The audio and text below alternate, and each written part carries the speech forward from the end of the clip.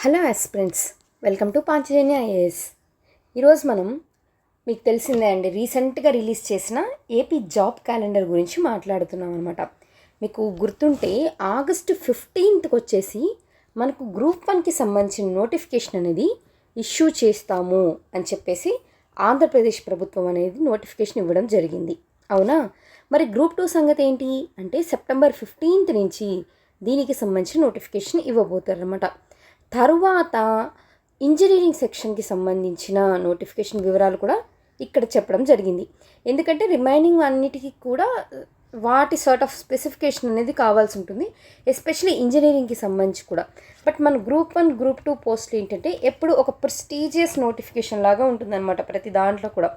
So అందుకనేసి especially group 1కి ఎవరైతే ప్రిపేర్ అవుతున్నారో వాళ్ళని దృష్టిలో పెట్టుకొని ఈ వీడియో అనేది డిస్కస్ చేయడం జరుగుతుందండి. ఫ్రమ్ మై సైడ్ నేను చెప్పాలనుకుంది ఏంటి అంటే, వాళ్ళు నోటిఫికేషన్లో 91 పోస్ట్స్ అని మెన్షన్ చేశారు, కరెక్టే. అంటే మీరు ఒకసారి కానీ లేకపోతే ఒక 2 సార్లు కానీ గ్రూప్ 1 రాసి ఉంటే మీకు ఈ ఫిగర్ చిన్నగా కనిపించినప్పటికీ కూడా వీటి యొక్క డెప్త్ అనేది అర్థమవుతుందనమాట. ఎందుకు అంటే మీకు ఈ 91 పోస్ట్ ఏవైతే ఉన్నాయో వాటి కోసం నోటిఫికేషన్ రిలీజ్ చేసినప్పటికీ కాంపిటీషన్ అనేది మాత్రం ఎవరి మధ్యన ఉంటుంది అన్నది వేరే చెప్పక్కర్లేదు. సో అందుకనేసి అట్లనేసి ఇప్పుడే స్టార్ట్ చేశారు గ్రూప్, అలాంటి వాళ్ళు కూడా ఏమీ డల్ అయిపోవాల్సిన అవసరం ఉండదండి దీంట్లో. ఎందుకంటే మీకు దీని మీద ఒక కాంప్రహెన్సివ్ ఐడియా అనేది ఉంటే గ్రూప్ 1 సిలబస్ మీద డెఫినెట్గా ప్రతి ఒక్కరికి ఈ యొక్క నోటిఫికేషన్ అనేది చాలా ఈజీగా అయిపోతుంది. ఎందుకు అంటే అన్ని నోటిఫికేషన్స్ లాగా అంటే మీరు సపోజ్ లాస్ట్ ఈ నోటిఫికేషన్ తీసుకుంటేనే 23 సెప్టెంబర్లో ఐ థింక్ నోటిఫికేషన్ ఇస్తాము అన్నట్టు చెప్పారు. అవునా? అది కాస్త 24లో ప్రిలిమ్స్ పెట్టారు. తర్వాత 25 ఎండింగ్లో దానికి సంబంధించిన మెయిన్స్ పెట్టారు. 25 ఫిబ్ ఆ టైంలోకి వచ్చేసి ఫైనల్గా 26లో వచ్చేసి రిజల్ట్స్ ఇచ్చారు. ఎంత టైం జరిగింది చూడండి. బట్ ఈ నోటిఫికేషన్ ఉన్న పాజిటివ్ ఏంటి అంటే ఇప్పుడు 26లో వీళ్ళు మేము ఆగస్టులో నోటిఫికేషన్ ఇస్తాము అని చెప్పి నెక్స్ట్ ఉగాదికి అంటే 27 ఉగాదికి ఎట్టి పరిస్థితుల్లో ఈ నోటిఫికేషన్ని క్లియర్ చేయాలని చూస్తున్నారనమాట. ఇదైతే ఫస్ట్ అడ్వాంటేజ్ అండి. ఎందుకంటే ఈ నోటిఫికేషన్ అనేది చాలా స్పీడ్గా తీయబోతున్నారు అనే ఒక క్లారిటీ ఉండాలి. అంటే ఒకవేళ మనకు ఆగస్టులో నోటిఫికేషన్ ఇచ్చారు అనుకుంటే తర్వాత అంటే వర్స్ట్ కేసులో ఇయర్ ఎండింగ్కి ప్రిలిమ్స్ అనేది జరగాలన్నమాట.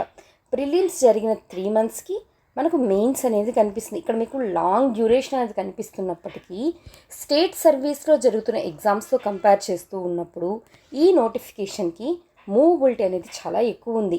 కాబట్టి మెయిన్స్ వరకు మీరు సీరియస్గా దాన్ని ఎఫర్ట్స్ పెట్టగలిగితే ఇంటర్వ్యూ అనేటప్పటికి మీరు మాక్ ఇంటర్వ్యూస్ ఇలాంటివి అటెండ్ అయినప్పటికీ కూడా మీకు మంచి వెచ్చింగ్ ఉంటుందన్నమాట. బట్ మెయిన్ మన యొక్క కాన్సన్ట్రేషన్ అంతా దేని మీద ఉండాలి అంటే మనం మెయిన్స్లో మంచి మార్క్స్ తెచ్చుకునే విధంగా ఉండాలి. ఎందుకంటే ప్రిలిమ్స్ అయ్యి మెయిన్స్ అయ్యి ఇంటర్వ్యూ కూడా చేసినప్పటికీ సెలక్షన్ లిస్ట్లో ఒకటి మనం అనుకున్న సర్వీస్ రాకపోవడం అనేది ఒక బాధ అనిపిస్తుంది. ఇంత కష్టపడ్డాం కదా, మళ్ళీ రాయాలి, మనం అనుకున్న సర్వీస్ రావాలని. సెకండ్ థింగ్, అన్నిటికన్నా బాధాకరం ఏంటంటే ఆ లిస్ట్లో మన నేమ్ ఏదైతే ఉందో అది లేకపోవడం చాలా బాధ ఉంటుందన్నమాట. ఎందుకంటే ఇంటర్వ్యూలో మంచి మార్క్స్ వచ్చినప్పటికీ కూడా మెయిన్స్లో అనుకున్నంత స్థాయిలో మార్క్స్ లేకపోవడం వల్ల కూడా మనం సెలక్షన్ లిస్ట్లో మన పేరును కోల్పోవాల్సి ఉంటుంది. కాబట్టి నా సైడ్ నుంచి నేను సజెస్ట్ చేసేది ఏంటి అంటే మీరు మెయిన్స్ మీద మ్యాక్సిమం ఫోకస్ అనేది ఇవ్వండి. మెయిన్స్ని ఎట్లా మీకు ఎంత ఎఫర్ట్ ఇవ్వగలరో అంత ఎఫర్ట్ కానీ ఇచ్చినప్పుడు డెఫినెట్గా ఈ నోటిఫికేషన్ అనేది మీకు ఒక మంచి లైఫ్ అనేది అందిస్తుంది అనమాట. సో ఇవన్నీ కాన్సన్ట్రేషన్లో పెట్టుకొని ఒకటండి, మీరు ఒక గోల్ కోసం స్టార్ట్ అయ్యారు అన్నప్పుడు ఇంకా మధ్యలో ఎన్ని క్వశ్చన్స్ ఎన్నో ప్రెషర్స్ వస్తాయి, financial pressures, family pressures, everything. But అన్నిటినీ ఓవర్కమ్ చేయాలి. ఎందుకంటే ప్రతి ఒక్కరికి ఒక్కొక్క కండిషన్లో ఒక్కొక్క సిచ్యువేషన్లో ఒక్కొక్క కన్స్ట్రెంట్ ఉంటుంది. ఎవరికి లేవు కన్స్ట్రెంట్స్ చెప్పండి? అలా అనుకొని ఎంత పెద్ద ప్రాబ్లం అయినా సరే ముందుకు వెళ్ళాలి. ఎందుకంటే నోటిఫికేషన్ అనేది మళ్ళీ మళ్ళీ వచ్చే ఛాన్స్ చాలా తక్కువ ఉంది. కాబట్టి నోటిఫికేషన్ బెస్ట్గా యూజ్ చేసుకోవాలి. ఓకే, అపార్ట్ ఫ్రమ్ దిస్ మనం ఫస్ట్ అయితే సిలబస్ గురించి మాట్లాడదామండి. ఇక్కడ సంబంధించి చూడండి, ప్రిలిమినరీ ఎగ్జామినేషన్కి సంబంధించి ఏపీపీఎస్సీ తన వెబ్సైట్లో పెట్టిన సిలబస్ని ఇక్కడ నేను డిస్కస్ చేయబోతున్నానండి. ఎస్పెషల్లీ ఈ వీడియోలో ప్రిలిమినరీ ఎగ్జామినేషన్కి సంబంధించిన సిలబస్ అనేది డిస్కస్ చేస్తామన్నమాట. ఒకసారి ఈ స్లైడ్ని గమనించే ప్రయత్నం చేయండి. మనకు మామూలుగా ఈ ఎగ్జామ్ అంతా ఏ ప్యాటర్న్లో ఉంటుందండి, 3 అంచెల వ్యవస్థలో ఈ యొక్క ఎగ్జామ్ అనేది ఉంటుందన్నమాట. ఏంటి, ఫస్ట్ మనకు ప్రిలిమ్స్ ఎగ్జామ్ అనేది కండక్ట్ చేయడం జరుగుతుంది. ఇక్కడ మొత్తం మనకు 2 పేపర్స్ కనిపిస్తాయండి. అంటే మార్నింగ్ ఒక సెక్షన్ ఒక పేపర్ ఉంటుంది, ఆఫ్టర్నూన్ ఒక సెక్షన్ పేపర్ ఉంటుందన్నమాట. మొత్తం 2 పేపర్స్ ఇక్కడ మనం క్లియర్ చేయాల్సి వస్తుంది. ఇదంతా మార్క్స్ని ఏమంటారు, మెరిట్లోకి కన్సిడర్ చేయరు. కాకపోతే మనకు ప్రిలిమ్స్ క్లియర్ అవ్వడానికి కావాల్సిన క్వాలిఫికేషన్ మార్క్స్ అయితే తెచ్చుకోవాల్సి ఉంటుందన్నమాట. ప్రిలిమ్స్ అయిపోయిన వెంటనే ప్రిలిమ్స్లో మీరు ఇంకోటి గుర్తుపెట్టుకోవాల్సిన అవసరం ఏంటంటే, ప్రిలిమ్స్లో 1/3 అనేది నెగిటివ్ మార్కింగ్ ఉంటుందన్నమాట. ఓకే, ఇక్కడ 2 పేపర్స్ అయిపోయింది కదా. మెయిన్స్కి వచ్చేసరికి క్వాలిఫైయింగ్ పేపర్స్ కింద 2 పేపర్లు ఉంటాయి. అదేవిధంగా క్వాలిఫికేషన్ పేపర్స్ అయిపోయిన వెంటనే మార్క్స్ కన్సిడర్ చేసే మెరిట్ పేపర్స్ అనమాట. మొత్తం 5 పేపర్స్ ఉంటాయి. ఇందులో ఒక పేపర్ ఏంటి అంటే జనరల్ ఎస్ఏకి సంబంధించింది. మిగతా 4 పేపర్లు 1 నుంచి పేపర్ 1 టు పేపర్ 4 పేపర్స్ అనేవి మనకు ఉంటాయన్నమాట. సో మెయిన్స్ కూడా కంప్లీట్ అయిన తర్వాత ఇంటర్వ్యూ స్టేజ్ అనేది మనం ఎదుర్కోవాల్సి ఉంటుంది. మెయిన్స్ మీరు గమనిస్తే మొత్తం 5 పేపర్స్ అని చెప్పాను కదా, ఇక్కడ మార్క్స్ కన్సిడర్ చేసే పేపర్స్. ఈ 5 పేపర్స్లో ప్రతి పేపరు 150 మార్కులకు ఉంటుందన్నమాట. 150 మార్కులకు గాను 3 గంటలు మనకు ఎగ్జామ్ అనేది కండక్ట్ చేయడం జరుగుతుంది. సారీ అండి, ఒక చిన్న కరెక్షన్. అంటే ఇక్కడ 150 నిమిషాల వరకు ఎగ్జామ్, అంటే 2.5 గంట మనకు ఎగ్జామ్ నిడివి అనేది ఉంటుందన్నమాట. సో 150 మార్కులు కాబట్టి 5 పేపర్స్ ఇంటూ 150 మార్కులు మొత్తం మనకు ఎన్ని మార్క్స్కి అంటే 750 మార్కులకి మెయిన్స్ అనేది ఉంటుంది. మరి ఇంటర్వ్యూ ఎన్ని మార్క్స్కి ఉంటుందో తెలుసా? ఇంటర్వ్యూ అనేది 75 మార్కులకి ఉంటుంది. కాబట్టి ఈ 2 కూడా మనకు చాలా చాలా ఇంపార్టెంట్ ఫెచ్చింగ్ మార్క్స్ వచ్చే ఛాన్స్ ఉన్న ఏరియాస్. Mains, interview. మెయిన్స్లో మంచి మార్క్స్ వచ్చింది కదా అని ఇంటర్వ్యూని వదిలేయడము, అలాగని ఇంటర్వ్యూ నేను బాగా చేస్తాను కదా అని చెప్పి మెయిన్స్లో మార్కుల్ని మనం వదులుకోకూడదు అనమాట. 2 కూడా చెప్తారు కదా, నెక్ టు నెక్గా వెళ్ళాల్సిన కాంపిటీషన్ ఇక్కడే జరుగుతుంది. ఎందుకంటే మనలాగే ఆ స్టాండర్డ్కి వచ్చిన వాళ్ళే కదండి పోటీ పడేది. సో ఇక్కడంతా ఏంటి అంటే ఎవరు ఏంటి ఎంత చేశారు అనేదాని కదా, మీ హార్డ్ వర్క్ ఎలా ఉంది, ఎగ్జామ్కి మీరు ఎలా ప్రజెంట్ చేశారు అన్నదే మీకు మిగతా వాళ్ళకి డిఫరెన్సియేషన్ అనేది తీసుకొస్తుందన్నమాట. ఇప్పుడు ఒకసారి ప్రిలిమినరీ పేపర్స్ చూడండి. ప్రిలిమినరీలో పేపర్ 1, పేపర్ 2 2 పేపర్స్ ఉంటాయన్నాను కదా, ఒకే రోజు ఎగ్జామ్ ఉంటుందండి. ఇదేమో మార్నింగ్ సెషన్ ఉంటుంది, ఇది వచ్చేసి ఆఫ్టర్నూన్ సెషన్ ఉంటుంది. మొత్తం కూడా 120 మార్క్స్కి ఉంటుంది. 120 మార్క్స్కి 120 మినిట్స్, అంటే ప్రతి క్వశ్చన్ మనకు ఒక టైం 1 మినిట్ ఉంటుందన్నమాట. 2 గంటల్లో ఎగ్జామ్ అనేది కంప్లీట్ అవ్వడం జరుగుతుంది. ఇక్కడ గుర్తుపెట్టుకోవాల్సిన విషయం ఏంటంటే ఎగ్జామ్లో నెగిటివ్ మార్కింగ్ అనేది ఉంది. 1/3 మార్క్స్ అనేది నెగిటివ్గా పోతుంది. మ్యాక్సిమం దీని మీద మీరు ఫోకస్ చేసుకోవాలండి. ఎందుకంటే చాలామంది ఎగ్జామ్ అనేది క్లియర్ చేసి అంటే బాగా ప్రజెంట్ చేసినప్పటికీ కూడా నెగిటివ్ మార్క్స్ అనే వాటిలో దొరికిపోతూ ఉంటారు. కాబట్టి స్కోర్ అనేది మీకు నెట్ స్కోర్ 0 నెగిటివ్స్లోకి వచ్చేస్తుంటుంది. కాబట్టి నెగిటివ్స్ మ్యాక్సిమం టచ్ చేయకండి. మీకు 50% ఛాన్స్ ఉంది. మీకు ఖచ్చితంగా ఈ 2 ఆప్షన్స్లో ఏదర్ ఏనా బీనా అనేది తెలుసు అనుకున్నప్పుడు మాత్రమే ఇలాంటి గెస్సింగ్కి వెళ్ళండి తప్ప ఏదో వైల్డ్ గెస్గా 1/3కి వెళ్ళొద్దండి. దానివల్ల మార్క్స్ పోవడం అనేది చాలా ఎక్కువ ఛాన్సెస్ ఉంటుంది. సరే, ఇప్పుడు పేపర్ 1, పేపర్ 2లో ఏమేమి అడుగుతారు చూద్దాం. పేపర్ 1 కానీ మీరు గమనిస్తే హిస్టరీ అండ్ కల్చర్ అనే పార్ట్ని, సెకండ్ సెక్షన్లో constitution, polity, social justice, international relations ఇది. అదేవిధంగా ఇండియా ఏపీకి సంబంధించిన ఎకానమీకి, ప్లాన్కి సంబంధించినవి, జాగ్రఫీ. మొత్తం 4 సెక్షన్స్ కండి. అంటే ప్రతి పార్ట్ కూడా మనకు 30 మార్కుల వరకు అడిగే అవకాశం ఉంది. హిస్టరీ నుంచి 30 క్వశ్చన్స్ వస్తాయి, కాన్స్టిట్యూషన్ నుంచి 30 క్వశ్చన్స్ వస్తాయి, ఎకానమీ నుంచి 30 క్వశ్చన్స్ వస్తాయి. అదేవిధంగా జాగ్రఫీ నుంచి 30 క్వశ్చన్స్ వస్తాయి. ఇక్కడ జాగ్రఫీ అన్నప్పుడు మీరు ఇప్పుడు సిలబస్ కూడా డీటెయిల్గా మాట్లాడతామండి. ఎందుకంటే ఇవన్నీ మార్క్స్ బాగా ఫెచ్చింగ్ ఏరియాస్ అనమాట. ఎందుకంటే మీరు ఆల్రెడీ మెయిన్స్ కానీ సిలబస్ కంప్లీట్ చేస్తే ప్రిలిమ్స్ అనేది మీకు చాలా ఈజీగా అయిపోతుంది. బికాస్ మీరు అక్కడ ఈ టాపిక్స్ అన్నీ ఆల్రెడీ చూసిన టాపిక్సే ఇక్కడ రిపీట్ అవుతూ ఉంటాయన్నమాట. చూద్దాం మెయిన్స్కున్న సిలబస్లోను ప్రిలిమ్స్కున్న సిలబస్లోను ఏ డిఫరెన్సియేషన్స్ ఉన్నాయి అనే విషయాన్ని కూడా. బట్ మీరు గుర్తుపెట్టుకోవాల్సిన అవసరం ఏంటి అంటే మొత్తం 4 టాపిక్స్ అనేవి కనిపిస్తాయి. ఓవరాల్గా కాంప్రహెన్సివ్గా చూస్తే ప్రతి టాపిక్ నుంచి 30 మార్కుల వరకు ప్రశ్నలు అడిగే అవకాశం ఉందని గుర్తుపెట్టుకోవాలి.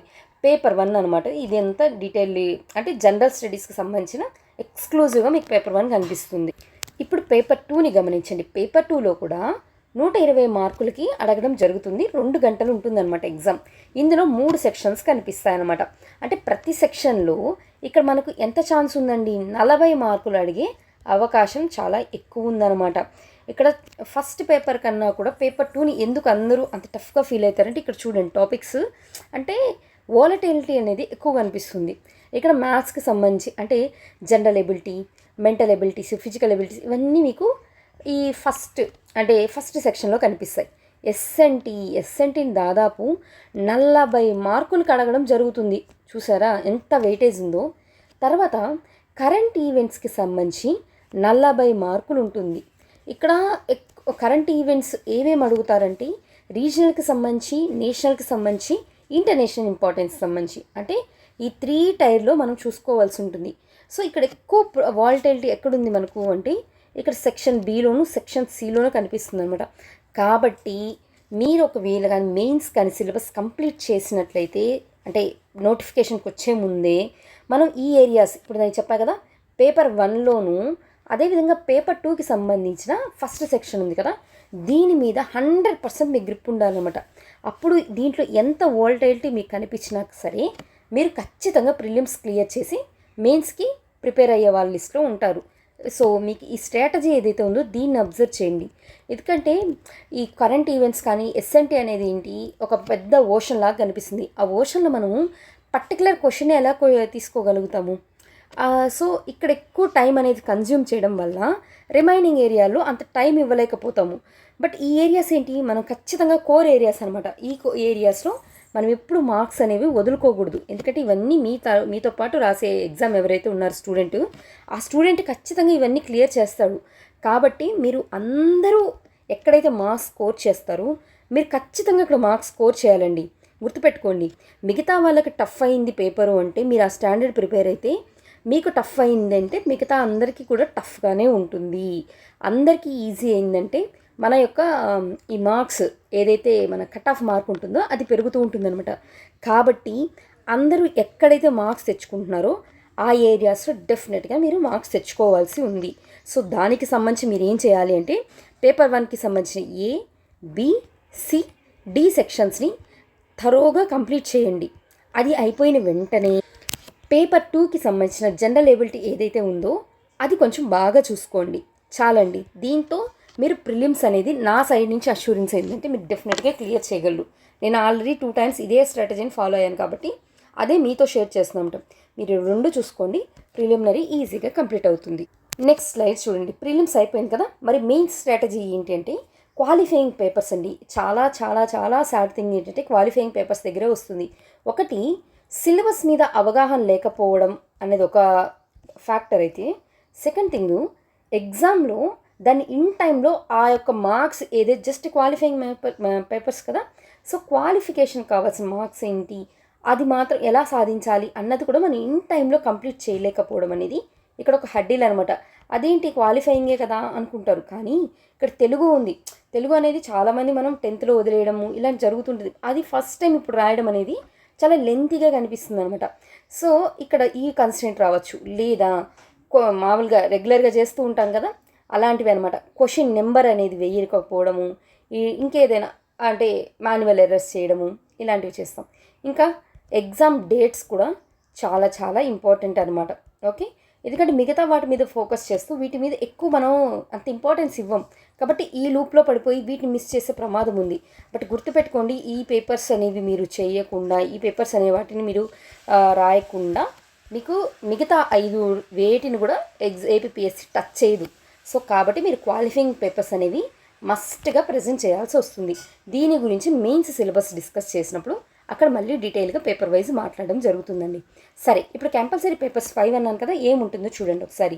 జస్ట్ ఒక బ్రీఫ్ ఇంట్రడక్షన్ ఇచ్చేసి మనం ప్రిలిమ్స్ సిలబస్ని డీటెయిల్గా చదువుదాం. చూడండి, ఎస్ఏ గురించి మాట్లాడారు, అవునా. తర్వాత పేపర్ 1లో మనకు హిస్టరీ కనిపిస్తుంది, కల్చర్ కనిపిస్తుంది. అంటే హిస్టరీ ఆఫ్ ఇండియా కనిపిస్తుంది, అదేవిధంగా ఏపీను కనిపిస్తుంది. సేమ్ టైం కల్చర్కి సంబంధించి హిస్టరీ కల్చర్కి సంబంధించి ఇండియాకి ఎలా చూస్తామో ఏపీకి కూడా అలాగే చూస్తాము. సో ఇక్కడ దాదాపు మీకు 2 సెక్షన్స్ అనేవి ఇక్కడే కవర్ అయిపోతాయి. థర్డ్ సెక్షన్ అనేది మనకు జాగ్రఫీకి సంబంధించి, అంటే ఇండియన్ జాగ్రఫీ, ఏపీ జాగ్రఫీకి సంబంధించిన విషయాలు ఉంటాయి. సో నన్ను అడిగితే మీరు బాగా ప్రిపేర్ అయ్యారు ఎగ్జామ్ కంటే, మీకు పేపర్ 1 అనేది చాలా కేక్ వాక్ లాగా ఉండాలండి. ఇలా ఫింగర్ టిప్స్ మీద మీరు రాయగలగాలన్నమాట. అంత థరోగా పేపర్ 1 అనేది ప్రిపేర్ అవ్వాల్సి ఉంటుంది. Next paper 2. పేపర్ 2 చూడండి, పాలిటీ కాన్స్టిట్యూషన్. మామూలుగా మనం చూస్తే ఇదే మొత్తం ప్రిపేర్ అవుతూ ఉంటాం. బట్ ఏపీపీఎస్సికి వచ్చేసరికి ఏంటంటే పాలిటీ కాన్స్టిట్యూషన్ అనేది మీకు ఈ సెకండ్ పేపర్లో 1/3 మాత్రమే వెయిటేజ్ ఉంది. ఎందుకంటే రిమైనింగ్ పార్ట్స్లో పబ్లిక్ అడ్మినిస్ట్రేషన్ గవర్నెన్స్ అనేది, అదేవిధంగా ఎథిక్స్ లా కూడా ఇక్కడ కనిపిస్తుందండి. సో మీరు 50 మార్క్స్కి మీ యొక్క ప్రిపరేషన్ అనేది పాలిటీలో కన్ఫైన్ చేయాల్సి ఉంటుంది. తర్వాత 50 మార్కులకి పాలిటీ అడ్మినిస్ట్రేషన్ గవర్నెన్స్ నుంచి మిగతా 50 మార్కులకి అడగడం జరుగుతుంది. మీకు గుర్తుంటుందనే అనుకుంటున్నానండి. ఇక్కడ ఈచ్ క్వశ్చన్ ఏంటంటే 10 మార్క్స్ కనిపిస్తూ ఉంటుందన్నమాట. అంటే మీకు ఫస్ట్ పార్ట్ గమనిస్తే పాలిటీ కాన్స్టిట్యూషన్ నుంచి 50 మార్కులు కాను 5 క్వశ్చన్స్ అడగడం జరుగుతుంది. ఇక్కడ నుంచి 5 క్వశ్చన్స్ వస్తాయి, ఇక్కడ నుంచి 5 క్వశ్చన్స్ వస్తాయి. అదేవిధంగా ఎథిక్స్ లాకి సంబంధించి కూడా 5 క్వశ్చన్స్ రావడం జరుగుతుంది. ఈ 5 క్వశ్చన్స్లో ఎథిక్స్కి సంబంధించి 4 క్వశ్చన్స్ అడుగుతారు, లాకి సంబంధించి ఒక క్వశ్చన్ వస్తుందండి. ఒక క్వశ్చన్ మీన్స్ ఏంటి, మీకు చాయిస్ ఉంటుందన్నమాట. అంటే 4 అంటే ఇక్కడ 8 క్వశ్చన్స్ అడుగుతారు, 8లో మీరు 4 రాయాల్సి ఉంటుంది. ఈ లాస్ట్ సెక్షన్లో వచ్చేసరికి ఏంటంటే 2 క్వశ్చన్స్ అడుగుతారు, 2 నుంచి మీరు 1 సెలెక్ట్ చేసుకోవాల్సి ఉంటుంది. సో అందుకని ఇక్కడ చాలా డైవర్స్, అంటే ఎక్కువ టైం కన్జ్యూమింగ్ ఎక్కడైపోతుంది, స్టూడెంట్స్కి ప్రిపరేషన్లో స్టక్ అయిపోతారు అంటే పేపర్ 2లో స్టక్ అయిపోవడం జరుగుతుంది. ఎందుకంటే మనం ఓన్లీ పాలిటీ అనేది ఒక్కటే చదువుతాం కాదు, పాలిటీకి ఎంత వెయిటేజ్ ఇస్తామో మనం గవర్నెన్స్, పబ్లిక్ అడ్మినిస్ట్రేషన్కి, ఎథిక్స్కి, లాకి అంతే వెయిటేజ్ ఇవ్వాల్సి ఉంటుంది. Okay right. తర్వాత పేపర్ 3 అండి. ఇది ఈ పేపర్ 1, పేపర్ 2 చూసినప్పుడు మనకు ఒక స్ట్రక్చర్డ్ వే కనిపిస్తూ ఉంటుంది. అంటే ఈ విధంగా మనం ఎగ్జామ్లో ప్రజెంట్ చేయాలి, కంక్లూషన్ ఇది ఇలా ఉంటుంది కదా. బట్ ఎకానమీ డెవలప్మెంట్ అంటే ఇండియాకి సంబంధించి, ఏకీవి సంబంధించి 2 వస్తాయన్నమాట. సిలబస్ చెప్పినప్పుడు నేను చెప్తాను వీటి గురించి. ఇక్కడ చాలా జనరలైజ్డ్గా మీకు కనిపిస్తూ ఉంటుంది. ఎక్కువ మీకు రీజనల్ మీద కమాండ్ ఉంటే ఈ పేపర్ని చాలా చాలా ఈజీగా మంచి మార్క్స్ తెచ్చుకోగలం అనమాట. అది ఎలాగ కూడా మన సిలబస్తో పాటు పేపర్ 3 అనేది చూద్దాం. నెక్స్ట్ అందరికీ పెద్ద హడిల్ అనిపించే పేపర్ ఏంటంటే పేపర్ 4 ఎస్ఎన్టీకి సంబంధించి అటు ఏపీపీఎస్ నుంచి ఇటు స్టూడెంట్స్ నుంచి ఇద్దరికీ కన్స్ట్రెంట్ ఉంది. కాబట్టి ఎస్ఎన్టీ మీద సిలబస్ మీద ఐడియా తెచ్చుకోవడం చాలా ఇంపార్టెంట్ అనమాట. సో వీటన్నిటిని మీరు పరిశీలిస్తే పేపర్ 1, పేపర్ 2 అనేది మీకు ఎప్పుడూ ఒక వెపన్ లాగా ఉండాలన్నమాట. మిగతా పేపర్స్ అన్నీ కూడా మీకు మీకు ఇబ్బందిగా అనిపించినప్పటికీ కూడా పేపర్ 1, పేపర్ 2 అనేది మీరు మ్యాక్సిమం స్కోర్ సాధించే విధంగా ఉండాలి. ఇంకా ఎస్ఏ అనేది మీరు ఎంత ప్రాక్టీస్ చేస్తే ఆ ప్రాక్టీస్ని బట్టి మీ మార్క్స్ అనేది ఫెచ్చింగ్ అవుతుంది. కాబట్టి ఎస్ఏకి సంబంధించి, పేపర్ 3కి సంబంధించి, పేపర్ 4కి సంబంధించి మ్యాక్సిమం ఎఫర్ట్స్ అనేది పెట్టాల్సి ఉంటుంది. ఓకే సరే అండి. ఇప్పుడైతే మనము ప్రిలిమ్స్కి సంబంధించిన సిలబస్ని ఎక్స్క్లూజివ్గా ఒకసారి అర్థం చేసుకునే ప్రయత్నం చేద్దాం. పేపర్ 1 గురించి ఇక్కడ మాట్లాడుతున్నాను అండి. పేపర్ 1 ఎన్ని మార్క్స్ అని చెప్పాను నేను ఆల్రెడీ 120 మార్క్స్ అని చెప్పాను కదా. సో 2 అవర్స్లో మనకు ఎగ్జామ్ అనేది కంప్లీట్ అవుతుందన్నమాట. నేను చెప్పేది ఏంటంటే మీరు ఫస్ట్ ఎగ్జామ్కి వెళ్తారు కదా, వెళ్ళిన వెంటనే మీరు స్టక్ అయిపోకండి క్వశ్చన్ దగ్గర. మీకు తెలిసి చూడంగానే మీరు ఆన్సర్ పెట్టగలుగుతున్నారు అనుకుని ఏదైతే క్వశ్చన్స్ ఉంటాయో అవన్నీ ఫస్ట్ రౌండ్లో కంప్లీట్ చేసేసేయండి. సెకండ్ రౌండ్కి వచ్చేసరికి మళ్ళీ పేపర్ మొత్తాన్ని ఒకసారి తీసుకోండి. ఎందుకంటే ఇది మనకు సిబిటి ఎగ్జామ్ కాదు, మీ దగ్గర క్వశ్చన్ పేపర్ అనేది చేతిలో ఇస్తారు కదా. సో ఆఫ్లైన్ పేపర్ అనమాట. కాబట్టి మీరు ఏంటంటే సెకండ్ రౌండ్కి కూడా మీ యొక్క పేపర్ టైం అనేది అలాట్ చేయండి. అప్పుడు ఫస్ట్ రౌండ్లో ఏవైతే కొన్ని మీకు క్లారిటీ లేదు అనుకున్నారో పేపర్ 2లో ఇవి క్లియర్ చేయండి. అంతేగాని నేను చెప్పాను కదా ఆల్రెడీ నెగిటివ్ మార్క్స్ ఉన్నాయనేసి.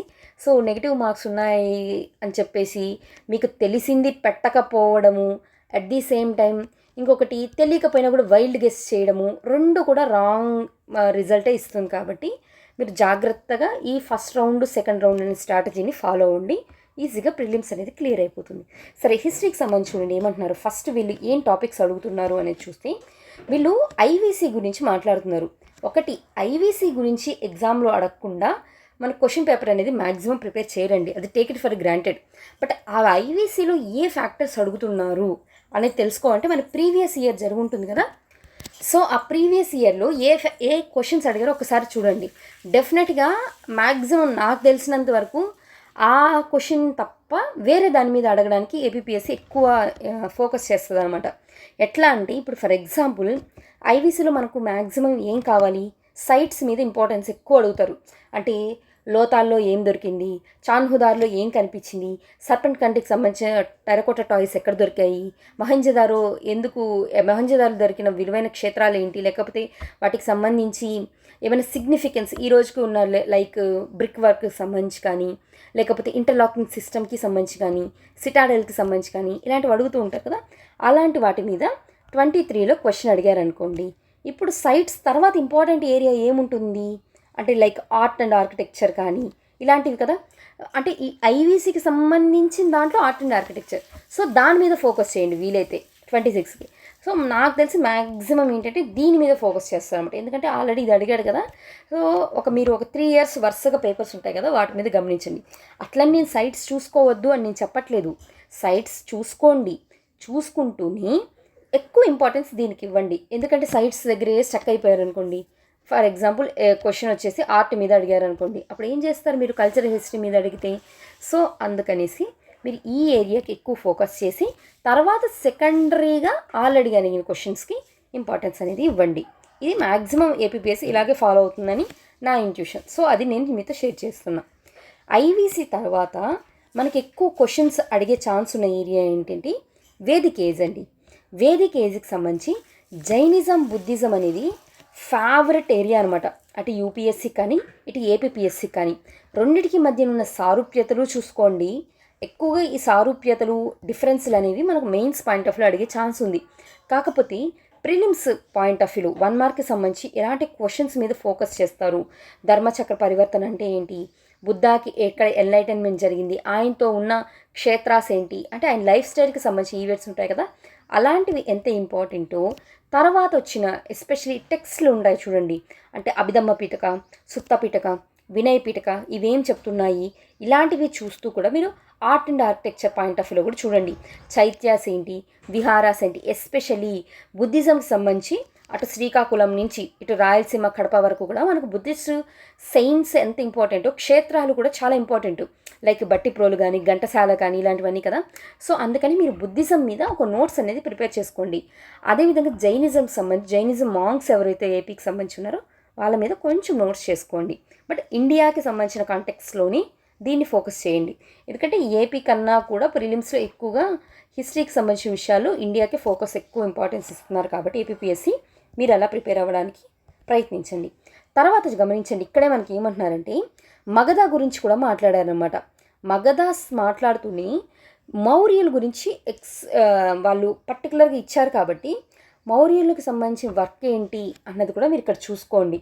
ఎస్పెషలీ అశోకుడు మన సువర్ణగిరి అంటే మన ఏపీతో ఎలాంటి అసోసియేషన్ ఉంది, అస్మక స్టేట్ ఏంటి, బోధన్ ఇలాంటి వాటిని గమనించండి.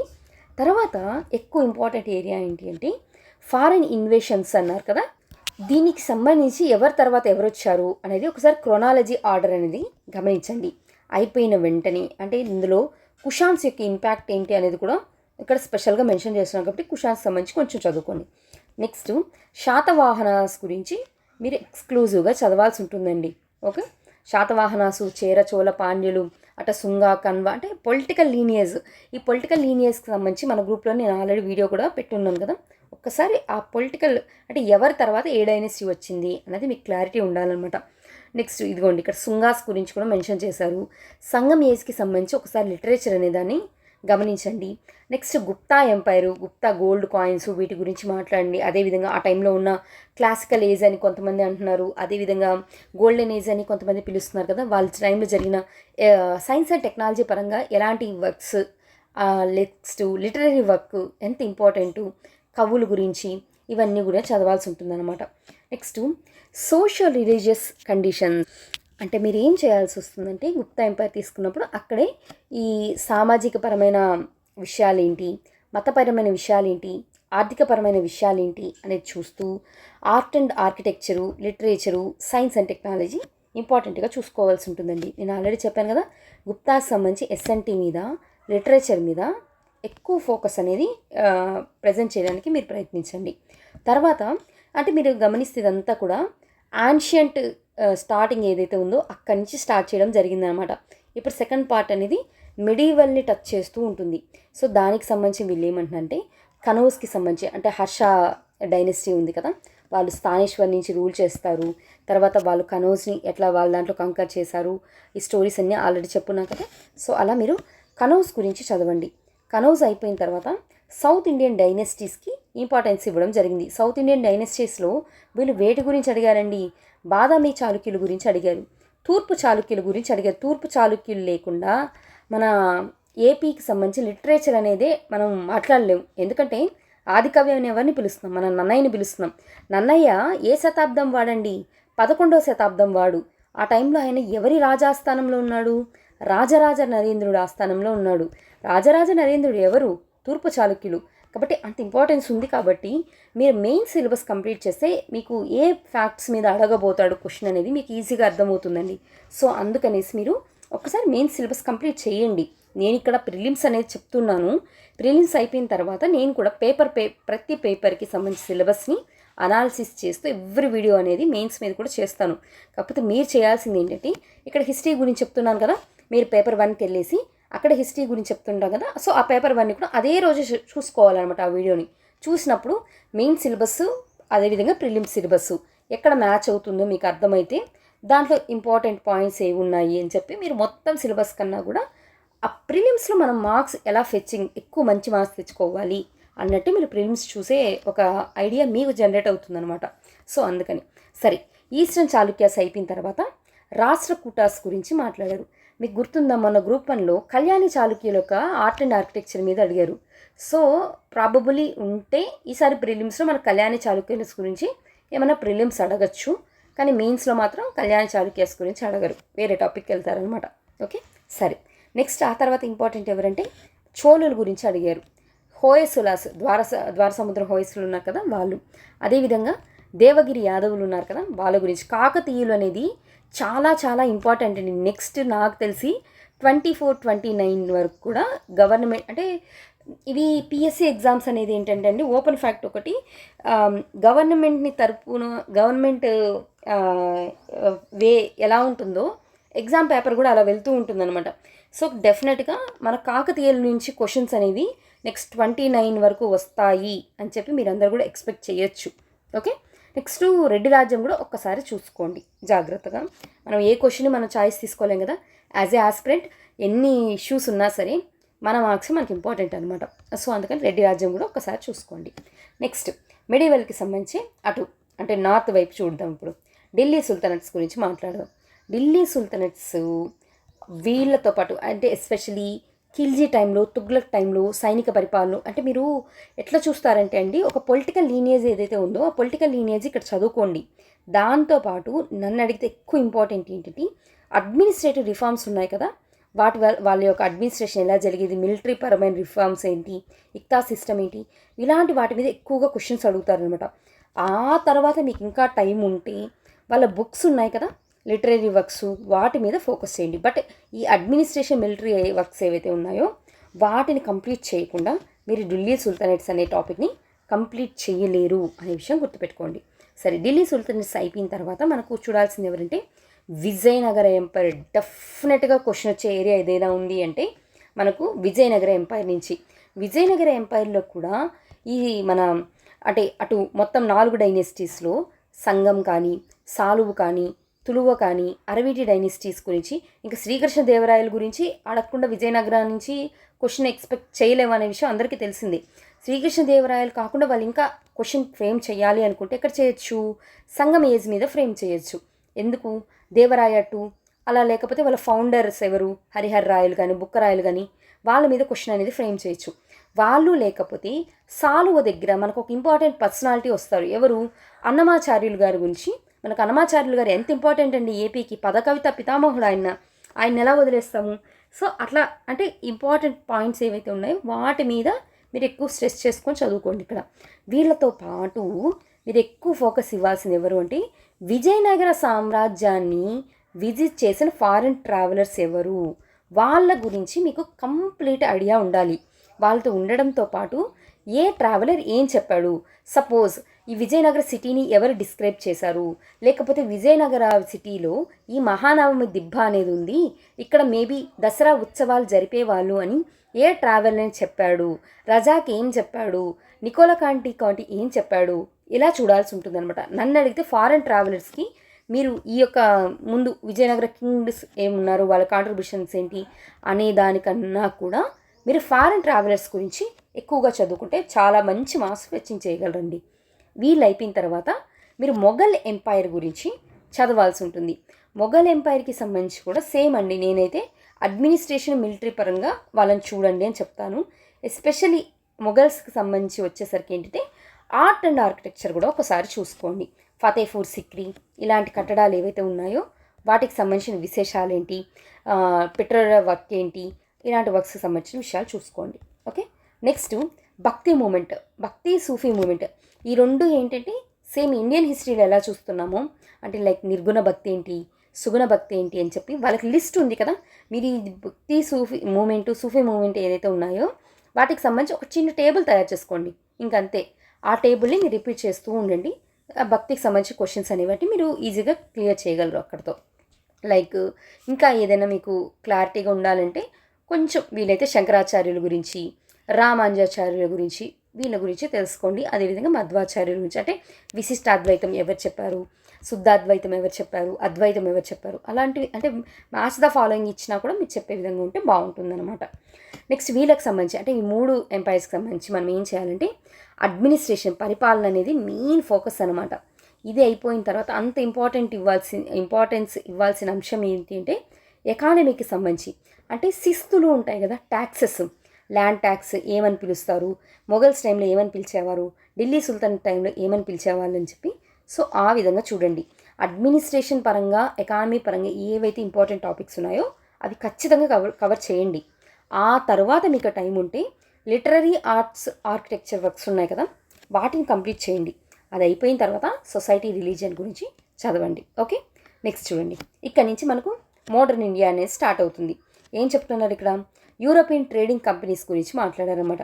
అంటే ఇక్కడ మీరు ఎవరి తర్వాత ఎవరు వచ్చారో అనే లిస్ట్ ఉంది కదా, ఆ లిస్ట్ ప్రిపేర్ చేసుకోండి. ఆ లిస్ట్ ప్రిపేర్ చేసుకోవడంతో పాటు ఇది ఏపీ స్పెసిఫిక్ ఎగ్జామ్ కాబట్టి ఆ టైంలో ఉన్న లీడర్ ఎవరు అనే దాని గురించి కూడా మీరు అర్థం చేసుకోవాలన్నమాట. మీరు గుర్తుంటే లాస్ట్ టైము వాస్కోడి గామ ఏ రోజు వచ్చాడు అనేది భారతదేశానికి కూడా మెన్షన్ చేశారు. ఇప్పుడు 1498 మే 17న ఆయన భారతదేశాన్ని సందర్శించడం జరిగిందనమాట. అంటే మన క్యాలికట్కి రావడం జరిగింది. సో ఆ డేట్ని కూడా వాళ్ళు అడుగున్నారు కదా. సో అందుకనేసి వచ్చినప్పుడు విజయనగర రాజు ఎవరు అని అడిగే ఛాన్స్ ఉంది. ఎవరున్నారండి వాస్కోడి గామ వచ్చినప్పుడు? సాలువ డైనెస్టీ ఉందన్నమాట. సాలువ ఎవరు? విజయనగర యొక్క 2వ డైనెస్టీ. సాలువలో ఎవరున్నారు? ఇమ్మడి నరసింహరాయలు ఉన్నారనమాట. ఆ టైంలో ఈయన వాస్కోడి గామని ఇండియాని విజిట్ చేయడం జరుగుతుంది. అదే కాదు, తర్వాత అటు ఉత్తర సర్కార్లు ఉన్నాయి. ఉత్తర సర్కార్లు ఏ నిజాం టైంలో బ్రిటిష్ వాళ్ళకి దానదత్తం చేశాడు, లేకపోతే దత్తమండలాల్ని ఎవరు తీసుకెళ్ళి మద్రాసులో కలిపారు, లేకపోతే దత్తమండలాలకు ఆ పేరు ఎవరు పెట్టి, ఇలాంటి క్వశ్చన్స్ అనమాట. అంటే ప్రజెంట్ పొలిటికల్ హిస్టరీ కంటెంపరీతో కలుస్తూ మీరు ఈ యొక్క మోడర్న్ హిస్టరీ అనేది అని అర్థం చేసుకోవడానికి ప్రయత్నించండి. మచిలీపట్నంలో ఈస్ట్ ఇండియా కంపెనీ వాళ్ళకి కానీ ఈ యొక్క ఫ్యాక్టరీ కట్టుకోవడానికి అనుమతి ఇచ్చినప్పుడు ఏ నిజాం ఉండేవాడు, లేకపోతే ఎవరి కాలంలో చంద్రగిరి రాజు కాలంలో మద్రాసుని ఈస్ట్ ఇండియా కంపెనీ వాళ్ళకి ఇచ్చారు, ఇలాంటివి. చన్నపట్నము దామెల సోదరులు ఎవరు, కాండ్రేగుల జోగి పంతులు ఎవరు, ఇలాంటి ఫేమస్ పర్సనాలిటీ నేమ్స్ ఏవైతే ఉన్నాయో వాటిని అర్థం చేసుకోవడానికి ప్రయత్నించండి. ఎందుకంటే నేను ఇది ఎందుకు ఇట్లా చెప్తున్నానంటే యూరోపియన్ ట్రేడింగ్ కంపెనీస్ గురించి మనం ఇండియన్ పాయింట్ ఆఫ్ వ్యూలో మాత్రమే చూస్తాం. బట్ ఎక్కువగా ఇదంతా కూడా మన ఏపీ రీజన్ స్పెసిఫిక్గా అడుగుతున్నారు కాబట్టి కొంచెం గుర్తు తెచ్చుకునే ప్రయత్నం చేయండి. Next they struggle with supremacy. ఇవంతా నార్మల్ ఇండియన్ హిస్టరీ మీరు ఆల్రెడీ చదువుతారండి. బెంగాల్, బాంబే, మద్రాస్, మైసూరు, ఆంధ్ర, నిజాం, గవర్నరు, ఇక్కడ స్పెషల్గా అడిగారు చూడండి, గవర్నర్ జనరల్స్ గురించి, వైస్రాయ్స్ గురించి, వీళ్ళ లిస్ట్ ఉంటుంది కదా, వాళ్ళ లిస్ట్ చూసుకోండి ఒకసారి. అంటే ఎవరి టైంలో ఎంత కాంట్రిబ్యూషన్ చేశారు, ఎవరు ఏ టైంలో ఎలాంటి రిఫార్మ్స్ తీసుకొచ్చారు, ఇలాంటివి. బెంగాల్, బాంబే, ఇవన్నీ సంబంధించి మీరు ఏం చేస్తారంటే వార్స్ ఉన్నాయి కదా, వార్సు, ఆ ట్రీటీస్ ఏంటి, ఇలాంటివి గుర్తుపెట్టుకోండి. Okay, next India war of independence 1857, 1857 సిపాయిల తిరుగుబాటు గురించి మాట్లాడుతున్నారు. దీనికి సంబంధించి ఏమంటున్నారు? Origin, nature, causes, consequence, significance with respect to, special preference to, concern state, religious. ఇక్కడ చూడండి కన్సర్న్ స్టేట్ అన్నారు కదా, అంటే మీరు ఏం చేస్తారంటే అండి ఒక లిస్ట్ ఏం రాసుకుంటారంటే 1857కి సంబంధించి ఏ ప్లేసెస్ నుంచి ఎవరు రైజ్ అయ్యారు, అంటే ఝాన్సీ నుంచి లక్ష్మీబాయి గారు, అదేవిధంగా తాంతియా తోపే గారు, అవధ్కి సంబంధించి హజరత్ బేగం గారు, ఇలాంటివి అంటే లీడర్స్ ఎవరెవరు ఉన్నారు అలాంటిది ఒక లిస్ట్ ప్రిపేర్ చేసుకోండి. అది అయిపోయిన తర్వాత వీళ్ళు ఏమంటున్నారు, religious and social reform moments చాలా చాలా ఇంపార్టెంట్ ఏరియా. దీని నుంచి ఖచ్చితంగా క్వశ్చన్ అడిగే అవకాశం ఉన్న ఇంపార్టెంట్ ఏరియా ఇదనమాట. ఓకే, అంటే మతపరమైన సామాజికపరమైన సంస్కరణను తీసుకొచ్చారు కదా, ఆ లీడర్స్ గురించి చదవమంటున్నారు. లాస్ట్లో ఇండియా యొక్క ఫ్రీడమ్ మూమెంట్, స్వాతంత్ర సమరయోధ మూమెంట్ ఉద్యమం గురించి మాట్లాడమంటారు. ఏవైతే ఈవెంట్స్ ఉన్నాయో వాటి గురించి. మీరు ఆల్రెడీ ఇండియన్ హిస్టరీ ఇది కంప్లీట్ చేసి ఉంటారు కాబట్టి ఇది మీకు చాలా ఈజీ అవుతుందండి. దాని తర్వాత రివల్యూషనరీస్ ఇన్ ఇండియా ఉంది కదా, ఇది కొంచెం జాగ్రత్తగా చూసుకోండి. ఎందుకంటే వాళ్ళ యొక్క ప్రాణత్యాగమే కదా ఈరోజు మనం అనుభవిస్తున్న స్వాతంత్రం అనేది. కాబట్టి మన యొక్క చంద్రశేఖర్ ఆజాద్ గారి గురించి కానీ, భగత్ సింగ్ గురించి కానీ, వాళ్ళ కాంట్రిబ్యూషన్స్ ఏంటి, ఆర్గనైజేషన్స్ నాట్ ఓన్లీ ఇండియా కాదండి, అవుట్ సైడ్ ద ఇండియా కూడా ఉన్నాయి కదా, ఆ అవుట్ సైడ్ ద ఇండియా ఏమేమి ఉన్నాయి ఇలాంటివి కూడా చూసుకోండి. ఓకే, ఎస్పెషల్లీ 6th టాపిక్ వచ్చేసరికి ఏంటంటే గాంధీ గారి గురించి అడగడం జరిగిందనమాట. నాకు ఉన్న ఇంట్యూషన్ ప్రకారం ఏంటంటే ఖచ్చితంగా ప్రతి టాపిక్ని వీళ్ళు టచ్ చేస్తారండి ఎగ్జామ్లో. సో ఇప్పుడు సపోజ్ 6 టాపిక్స్ ఇచ్చారు కదా హిస్టరీ కల్చర్కి సంబంధించి, నేను అనుకోవడం ఏంటి అంటే ఫస్ట్ టాపిక్ నుంచి 5 క్వశ్చన్స్ ఇస్తారు, సెకండ్ టాపిక్ నుంచి 5, థర్డ్ టాపిక్ నుంచి అట్లా మొత్తం 6 టాపిక్స్ సంబంధించి 5 కాబట్టి 30 క్వశ్చన్లు ఇక్కడ సరిపోతాయి అనమాట. సో ప్రతి టాపిక్ నుంచి 5 క్వశ్చన్లు వస్తాయి. ఆ 5 ఏంటి అనేది స్టూడెంట్గా తెలుసుకోవాల్సిన, ఆ క్లారిటీ తెచ్చుకోవాల్సిన ఇంపార్టెన్స్ మీ మీద ఉందన్నమాట. సరే, గాంధీ గారి గురించి చూడండి. ఆయన ప్రిన్సిపల్స్ ఏంటి, ఆయన ఫిలాసఫీ ఏంటి, వీటి మీద ఖచ్చితంగా క్వశ్చన్ అడుగుతారు. తర్వాత ఆయన తీసుకొచ్చిన సత్యాగ్రహాలు ఏంటి, వీటి గురించి, ఇండివిజువల్ సత్యాగ్రహం ఇవన్నీ ఉన్నాయి కదా వాటి గురించి. Especially role of Sardar Patel గారి గురించి, సుభాష్ చంద్రబోస్ గారి గురించి కూడా ఇక్కడ మాట్లాడడం జరిగింది. సో వాళ్ళకి సంబంధించి పొలిటికల్ ఈవెంట్స్ ఏమున్నాయో అవి ఒక్కసారి చూసుకోండి. తర్వాత పోస్ట్ ఇండిపెండెన్స్ తర్వాత కన్సాలిడేషన్ ఎలా జరిగింది అన్నది వీళ్ళందరిది అయిపోయిన తర్వాత మనం అంబేద్కర్ గారి గురించి చదవాల్సి ఉంటుంది అనమాట. అంబేద్కర్ గారు ఆయన ఇండియన్ కాన్స్టిట్యూషన్ మేక్ చేయడంలో ఆయన యొక్క కాంట్రిబ్యూషన్ ఎలాంటిది, ఇండియా అనేది స్వాతంత్రం వచ్చిన తర్వాత ఎలాంటి ప్రాబ్లమ్స్ ఫేస్ చేసింది, ఎస్పెషల్లీ స్టేట్స్కి సంబంధించి రీఆర్గనైజేషన్ ఆఫ్ స్టేట్స్, రాష్ట్రాల పునర్వ్యవస్థీకరణ, ఫజల్ అలీ కమిషను, వీళ్ళు జేవీపీ కమిటీ, వీటన్నిటి గురించి చదవాల్సి ఉంటుంది. సో ఇదంతా మీరు కానీ గమనిస్తే మనకు హిస్టరీకి సంబంధించిన విషయాలనేవి క్లారిటీగా తెలుస్తాయి అన్నమాట. అంటే 30 మార్కులు మీరు ఇక్కడ గెయిన్ చేసే అవకాశం ఉన్న ఏరియా ఏదైనా ఉంది అంటే అది హిస్టరీ అనమాట. హిస్టరీ అయిపోయిన తర్వాత constitution, polity, social justice, international relation అంటే సామాజిక న్యాయం అనేది, అదేవిధంగా అంతర్జాతీయ సంబంధాలు అనేది ఇక్కడ మీకు కొంచెం కాన్స్టిట్యూషన్ పాలిటీకి యాడ్ చేయడం జరిగింది. దాంట్లో మనం ఏం చూస్తున్నాం చూడండి. ఫస్ట్ దాంట్లో ఇండియన్ కాన్స్టిట్యూషన్ గురించి మాట్లాడుతున్నామంట. ఇండియన్ కాన్స్టిట్యూషన్ గురించి ఏం మాట్లాడతాం, స్టార్టింగ్ గురించి మాట్లాడితే అంటే ఎలా ఎవాల్వ్ అయ్యింది, ఇందులో ఏ ఫీచర్స్ ఉన్నాయి. ఫీచర్స్ చాలా ఇంపార్టెంట్ అండి, గుర్తుపెట్టుకోవాలి. మీరు ఒకసారి ప్రాక్టీస్ చేయండి. మన యూపీఎస్సీ క్వశ్చన్స్ ఉన్నాయి కదా పీవైక్యూస్, అవి చేయండి. తర్వాత ఇక్కడ వెంటనే ప్రియాంబుల్ గురించి ఖచ్చితంగా ప్రియాంబుల్లో ఉన్న పదాలు ఏవైతే ఉన్నాయో సోవరిన్, సోషల్ జస్టిస్, సెక్యులరు, ఇలాంటి వాటి గురించి తెలుసుకోవాలి. ఫండమెంటల్ రైట్స్ గురించి చదవండి. కమిటీస్ ఉన్నాయి కదా ఆ కమిటీస్ చూడండి. ఫండమెంటల్ డ్యూటీస్ చూడండి. డిపిఎస్పీస్ గురించి చూడండి. అమెండ్మెంట్స్ గురించి మర్చిపోవద్దు. ఇదంతా కూడా మీకు ఎలా ఉంటుందంటే లక్ష్మీకాంత్ని బేస్ చేసుకొని వీళ్ళు చాప్టర్స్ అనేవి ఇవ్వడం జరిగిందండి. సో అందుకని మీరు లక్ష్మీకాంత్ని థరోగా ఇక్కడ రెఫరెన్స్గా పెట్టుకోండి. బేసిక్ స్ట్రక్చర్ మ్యాక్సిమం అక్కడ లాస్ట్లో క్వశ్చన్స్ ఇస్తున్నారు కదా ఆ క్వశ్చన్స్ ప్రాక్టీస్ చేయండి. మీరు ఇవి కాన్సెప్ట్స్ అనేవి క్లియర్గా చేస్తారు. ఓకే, నెక్స్ట్ మీరు మాత్రం అదే చెప్తున్నాను కదా, మీరు ఇక్కడ సిలబస్ని దాటిపోకండి. కాన్స్టిట్యూషన్ సంబంధించి సిలబస్ని స్టిక్ ఆన్ అయ్యి మీరు ఎగ్జామ్కి ప్రిపేర్ అయితే మంచి మార్క్స్ వస్తాయన్నమాట.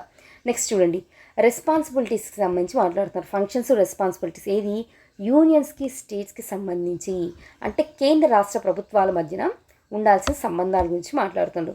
దాంతోపాటు ఏం చూస్తున్నారు ఇక్కడ, పార్లమెంట్స్ గురించి, స్టేట్ లెజిస్లేచర్స్ గురించి మాట్లాడుతున్నమాట. వీటికి మాత్రం మీరు ఖచ్చితంగా ఈ సిలబస్ ఎక్స్ప్లెనేషన్ కన్నా కూడా మీరు పీవైక్యూస్ చేస్తేనే మంచి మార్క్స్ వస్తాయన్నమాట. ఇదైతే టేక్ ఇట్ ఫర్ గ్రాంటెడ్గా తీసుకోండి. ఎందుకంటే ఎంత చదివినా కూడా వీటి మీద మీకు కమాండ్ రావాలంటే పీవైక్యూస్ చేస్తేనే కమాండ్ వస్తుంది. స్ట్రక్చర్ గురించి, ఫంక్షన్స్ ఏంటి, పవర్స్ అండ్ ప్రివిలేజెస్ ఏంటి, ఇష్యూస్ ఏంటి, ఛాలెంజెస్ ఏంటి, దేనికి సంబంధించి ఫెడరల్ స్ట్రక్చర్, సమాఖ్య వ్యవస్థకు సంబంధించి విషయాలు ఇక్కడ మాట్లాడారు. అందులో డివల్యూషన్ ఆఫ్ పవర్స్, అధికారాలకు సంబంధించి విభజన ఏ విధంగా జరిగింది. నెక్స్ట్ లోకల్ బాడీస్కి సంబంధించి ఇంపార్టెన్స్ ఇక్కడ ఇచ్చారు చూడండి. ఫైనాన్సెస్కి సంబంధించి లోకల్ బాడీస్కి ఎలాంటి ఫైనాన్స్ చేస్తూ ఉంటారు, దాంట్లో ఎలాంటి ఛాలెంజెస్ ఉన్నాయి, 73, 74 అమెండ్మెంట్స్ ఉన్నాయి కదా, వాటికి సంబంధించిన చిన్న ఇన్పుట్స్ ఇక్కడ కనిపిస్తాయి. అది అయిపోయిన తర్వాత కాన్స్టిట్యూషన్ అథారిటీస్ గురించి చాలా చాలా చిన్న టాపిక్గా కనిపిస్తుంది, కానీ ఖచ్చితంగా మార్క్స్ ఉంటాయి. మనం ఏం చేస్తామంటే యాజ్ ఏ స్టూడెంట్గా ఈ ఫస్ట్ పార్ట్ సెకండ్ పార్ట్ చదువుతూ ఉంటాము. చదివేసరికి ఈ లాస్ట్కి వచ్చేసరికి చిన్నగా కనిపిస్తాయి కదా, ఇది ఏముందిలే అనుకుంటాం. మీరు గుర్తుపెట్టుకోవాల్సింది ఏంటంటే 6 టాపిక్స్ ఇచ్చారు. అంటే ఏంటి, ఈ టాపిక్కి 5 క్వశ్చన్స్ వస్తాయి, ఈ టాపిక్ నుంచి 5 క్వశ్చన్స్ వస్తాయి. అంతే విధంగా ఈ మూడో టాపిక్ నుంచి 5 క్వశ్చన్లు వస్తాయి, దీని నుంచి 5 క్వశ్చన్లు వస్తాయి, దీని నుంచి 5 క్వశ్చన్లు వస్తాయి, దీని నుంచి 5 క్వశ్చన్స్ వస్తాయి. సో నేనేమంటానంటే మీరు ఇలా స్టార్ట్ చేసే బదులు కాన్స్టిట్యూషన్ని ఇలా 6వ టాపిక్ నుంచి స్టార్ట్ చేయండి. తొందరగా సిలబస్ కవర్ అవుతుంది, అదేవిధంగా మీకు ఎక్కువ మార్క్స్ మీ చేతిలో ఉండడం జరుగుతుంది. సరే, కాన్స్టిట్యూషన్ అథారిటీకి సంబంధించి ఏమేమి చూడాలని చెప్తున్నారు, పవర్సు, ఫంక్షన్స్, రెస్పాన్సిబిలిటీస్ని అబ్జర్వ్ చేయమంటున్నారు. అందులో ఏం చెప్తున్నారు, పంచాయతీరాజ్ గురించి మాట్లాడుతున్నారు వీళ్ళు అనమాట. దానికి సంబంధించి పబ్లిక్ పాలసీని, అదేవిధంగా గవర్నెన్స్ కూడా ఒకసారి చూసుకోండి. లాస్ట్లో ఏమంటున్నారు అంటే ఎల్పిజి రిఫార్మ్స్ ఉన్నాయి కదా, అది ఏ దాంట్లో చూడాలి, మనం గవర్నెన్స్లో చూడాల్సి ఉంటుంది. అంటే స్టాట్యుటరీ అథారిటీస్ ఏమున్నాయి, రెగ్యులేటరీ అథారిటీస్ ఏమున్నాయి, క్వాజీ జ్యుడిషియల్ బాడీస్ ఏమున్నాయో, అర్ధ న్యాయ వ్యవస్థలు ఉన్నాయి కదా, వాటి గురించి మాట్లాడుతున్నారు అనమాట. ఇవన్నీ మీకు లక్ష్మీకాంత్లో కనిపిస్తాయండి. ఈజీగా దాన్ని రెఫరెన్స్ పెట్టుకొని చూడండి. ఇది చాలా చాలా ఇంపార్టెంట్ అండి. చాలా చిన్నగా కనిపిస్తారు టాపిక్, కానీ ఈజీగా మార్క్స్ తెచ్చుకునే ఏరియా ఏంటంటే రైట్స్ గురించి. అంటే ఈ human rights, women rights, SC ST commission, child rights, వీటి గురించి అనమాట. ఆర్టీఐ, సివిసి, వీటన్నిటికి సంబంధించిన బాడీస్, కాన్స్టిట్యూషనల్ బాడీస్, ఇవి చూసుకోండి.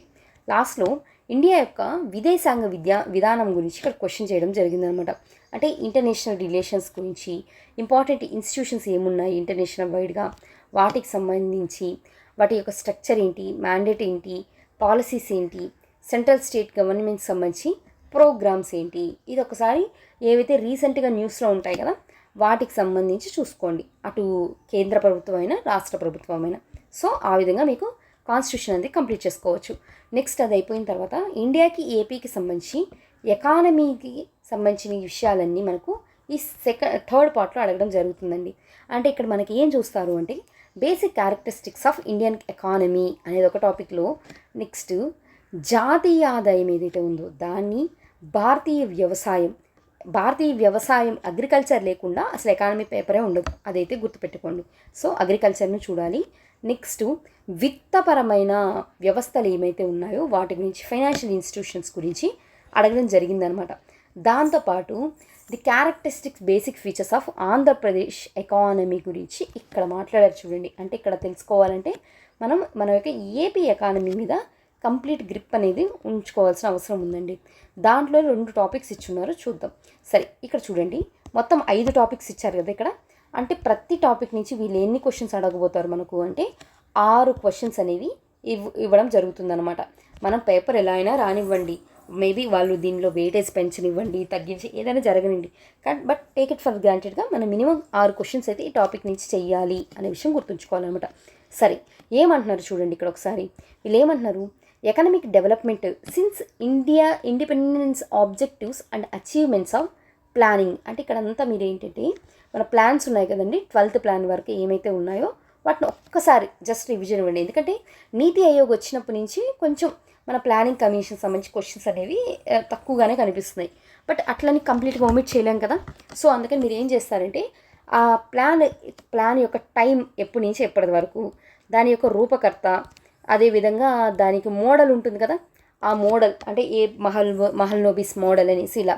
సో అలాంటి మోడలు, ఇంకా మీకు క్లారిటీ ఉంటే దీంట్లో సక్సెస్ అయిందా లేదా ఇలాంటి విషయాలు, అంటే ప్రిలిమినరీగా ఏమైతే టాపిక్స్ చూడాలో వాటిని చూడండి. అది అయిపోయిన తర్వాత నీతి ఆయోగ్కి సంబంధించిన విషయాలు చూసుకోండి. ఓకే, నీతి ఆయోగ్ అయిపోయిన తర్వాత growth and distributive justice, economic development, human development index, ఇక్కడ క్వశ్చన్ అడిగే ఛాన్స్ ఉందండి. హ్యూమన్ డెవలప్మెంట్ ఇండెక్స్ మీద క్వశ్చన్స్ అడిగే ఛాన్స్ ఉంది. దాంట్లో వాళ్ళు ఏమంటున్నారు, ఇండియా యొక్క ర్యాంక్ అడుగుతున్నారు, వరల్డ్కి సంబంధించిన రిపోర్ట్ అంతా ఇస్తారు కదా హ్యూమన్ డెవలప్మెంట్, దాంట్లో ఇండియా పాత్ర ఎంత తెలుసుకోవడానికి ఇండియా యొక్క ర్యాంక్ ఏంటి అంటున్నారు. దీంట్లోనే మీరు ఎన్విరాన్మెంట్ డిగ్రేడేషన్ ఛాలెంజెస్ గురించి కూడా చదవమంటున్నారు. సస్టైనబుల్ డెవలప్మెంట్కి సంబంధించి గోల్స్ ఉన్నాయి కదా, ఆ 17 గోల్స్ ఏంటి అనేది ఇక్కడ చూసుకోండి ఒకసారి. దాంతోపాటు ఎన్విరాన్మెంట్ పాలసీస్ ఏంటి అన్నది కూడా ఇక్కడ అడగడం జరిగింది. సరే, జాతీయ ఆదాయానికి సంబంధించి చూడండి ఏమంటున్నారు. ఇండియా యొక్క నేషనల్ అకౌంట్స్ గురించి, డెమోగ్రఫిక్ ఇష్యూస్ గురించి మాట్లాడారు. దాంతోపాటు పావర్టీ అండ్ ఇన్ఈక్వాలిటీస్ గురించి ఏవైతే స్టాండర్డ్ క్వశ్చన్స్ ఉంటాయో అండి పావర్టీకి సంబంధించి వాటిని మీరు క్లియర్ చేయడానికి చూడండి. దాంట్లోని అన్ఎంప్లాయ్మెంట్, నిరుద్యోగం గురించి మాట్లాడుతున్నమాట. అంటే ఇక్కడ చాలా మనకి డిఫరెంట్ అన్ఎంప్లాయ్మెంట్స్ ఉన్నాయి కదా. ఫ్రిక్షనల్ అన్ఎంప్లాయ్మెంటు, స్క్రూడ్ అన్ఎంప్లాయ్మెంటు, అలాంటివన్నీ ఒకసారి చూసుకోండి. అదేవిధంగా ఈ ఎంప్లాయ్మెంట్ని పెంచేందుకు, అదేవిధంగా దారిద్ర్యాన్ని అంటే పావర్టీని తగ్గించేందుకు కొన్ని స్కీమ్స్ తీసుకొచ్చారు కదా. ఈ స్కీమ్స్ అనేవి ఇంతకుముందు అంటే ఇప్పుడు ఈ ట్రెండ్ మారక ముందంటే చాలా ఇంపార్టెంట్ ఏరియా ఏదైనా ఉంది అంటే ఈ స్కీమ్స్కి సంబంధించండి. బట్ ఇప్పుడు అంతగా దీనికి సపోర్ట్ అనేది లేదు కాబట్టి అంటే అంటే మనలో రిఫార్మ్స్ అనేవి వచ్చాయి కాబట్టి దీని నుంచి ఒక చిన్న అంటే ప్రిలిమినరీగా ఏమైనా క్వశ్చన్స్ అడిగే ఛాన్స్ ఉండి చాలా ఎక్కువ ఎగ్జామ్ టైంకి వచ్చేసరికి న్యూస్లో ఏదైనా హైలైట్ అయింది ఒక ఇష్యూ అంటే అలాంటివి ఒకసారి చూసుకోండి. ఓకే, దాన్ని అయిపోయిన తర్వాత రూరల్ డెవలప్మెంట్కి, అర్బన్ డెవలప్మెంట్కి సంబంధించి ఇష్యూస్ ఏంటి అని అడుగుతున్నాం అన్నమాట. నెక్స్ట్ ఇండియన్ అగ్రికల్చర్కి సంబంధించి ఇరిగేషను, వాటరు ఎలా జరుగుతుంది అంటే inputs of irrigation, inputs of agriculture ఏంటి, అగ్రికల్చర్ స్ట్రాటజీ ఏంటి, అగ్రికల్చర్ పాలసీ ఏంటి, అగ్రికల్చర్ క్రైసిస్ ఏంటి, ఎస్పెషలీ ల్యాండ్ రిఫార్మ్స్ గురించి ఇక్కడ చదువుకోవాలండి. అదేవిధంగా మినిమం సపోర్ట్ ప్రైస్ ఏదైతే ఉందో దాన్ని చదువుకోవాలి. మాల్ న్యూట్రిషను, ఫుడ్ సెక్యూరిటీ గురించి చూసుకోవాల్సి వస్తుంది. నెక్స్ట్ అగ్రికల్చర్లోనే మనకు ఇండస్ట్రీస్ గురించి కూడా మెన్షన్ చేశారు చూడండి ఒకసారి. ఏమంటున్నారు, ఇండియన్ ఇండస్ట్రీ అంటున్నారు. ఇండియన్ ఇండస్ట్రీ అని చెప్పి ఇండస్ట్రియల్ పాలసీ ఏంటి, అందులో make in India, startup India, standard India programs ఏవైతే ఉన్నాయో వాటి గురించి మాట్లాడారు. దాంతోపాటు సెజ్ గురించి అయితే ఇంతకుముందు ఎగ్జామ్స్లో నెంబర్ ఆఫ్ టైమ్స్ అసలు ఆ సెజ్ గురించి క్వశ్చన్ లేకుండా పేపర్ ఉండేది కాదు. కాబట్టి ఇప్పుడు ట్రెండ్ మారినప్పుడు కూడా ఎకానమీలో కూడా ముందు నుంచి అడుగుతున్నారు కాబట్టి అడిగే ఛాన్స్ ఉంది ఇలాంటి టాపిక్స్ మీద. సో అందుకని మీరు ఎక్కువ ఫోకస్ కాకుండా కొంచెం ఒక రఫ్గా ఒక రివిజన్ అంటారు కదా అలాంటివన్నీ ఇవ్వండి. తర్వాత ఎక్కువ ఇంపార్టెన్స్ ఎక్కడుంది అంటే ఎనర్జీకి సంబంధించి, పవర్ పాలసీకి సంబంధించి అనమాట. సో ఇది చూసుకోండి. ఇది అయిపోయిన తర్వాత ఎకానమిక్ రిఫార్మ్స్ ఏవైతే ఉన్నాయో వాటిని మాట్లాడని చూడండి. అంటే ఎల్పిజి రిఫార్మ్స్ ఉన్నాయి కదా, లిబరలైజేషన్, ప్రైవేటైజేషన్, గ్లోబలైజేషన్ అవి మాట్లాడుతున్నారు. ఎకనామిక్ రిఫార్మ్స్ అయిపోయిన వెంటనే మీరు చేయాల్సింది ఏంటంటే ఇంటర్నేషనల్ ట్రేడ్కి సంబంధించిన విషయాలు తెలుసుకోవాలి. ఖచ్చితంగా క్వశ్చన్ అడుగుతారండి దీని మీద. బ్యాలెన్స్ ఆఫ్ పేమెంట్స్ ఏంటి, గూడ్స్కి సంబంధించి ఏంటి, టాంజిబుల్ ఏంటి, ఇంటాంజిబుల్ ఏంటి, సర్ప్లస్ ఏంటి, ట్రేడ్ డెఫిషియట్ ఏంటి, ఇలాంటివన్నీ. ఎందుకంటే ట్రంప్ వచ్చినప్పటి నుంచి ఇంకా ఈ గోల్ ఎక్కువ అవుతుంది కాబట్టి సో వీటి గురించి జాగ్రత్తగా చూసుకోండి. అదేవిధంగా ఇండియా డబ్ల్యూటీఓ పాత్ర, స్టాండర్డ్గా డబ్ల్యూటీఓ నుంచి ఎలాంటి క్వశ్చన్స్ అడుగుతారో అలాంటి క్వశ్చన్స్ అని కూడా ఇక్కడ చూసుకోవడం మనం చేయాలన్నమాట. నెక్స్ట్ ఫైనాన్షియల్ ఇన్స్టిట్యూషన్స్ అనగానే మనకు గుర్తు రావాల్సింది ఆర్బీఐ. సో ఆర్బీఐతో మనకు స్టాండర్డ్ క్వశ్చన్ ఏముంటాయో చూసుకోండి. అది కాకుండా మానిటరీ పాలసీ, ద్రవ్య విధానం అనేది ఇక్కడ మనం చూసుకోవాల్సిన ఇంపార్టెంట్ థింగ్ అండి.